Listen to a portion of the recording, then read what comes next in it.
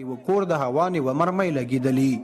ځایي استوګن وایي په دې پیښه کې د یوې کورنۍ 6 تنه چې 3 ماشومان دي وژل شوي او 11 ټپیان دي.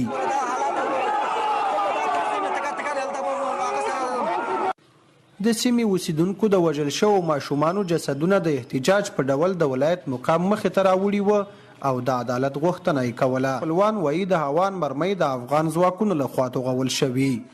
نن چې دا کومه مظاهره روانه ده دا بیګا د اختر شپه وه او شادنامې کېدلې د طالبانو لخوا هم شادنامې هوایي ډزې کېدلې او دې خواته پوسټره د اسلام آباد نمبر اول پوسټه دیم هوایي شادنامې کولې او ډزې کولې.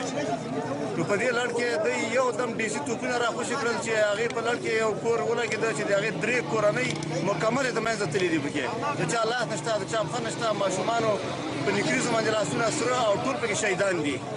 نو موږ دغه شی نور نشو زغملی او نه غواړو یا دا ملک موږ پرېږدو دی ته. په وژل شوو کې 3 ماشومان او په ټپیانو کې 6 ښځې دي. ټپیان د مهترلام او جلال آباد روغتونونو ته وړل شوي چې د ځینو یې حالت خراب دی. بلخوا د لغمان د والي ویاند وایي په دې پیښه کې 6 تنه وژل شوي او 8 ټپیان دي. هغه وایي پیښې ته پلاوی ټاکل شوی تر څو معلومه کړي چې هوان چا توغولې.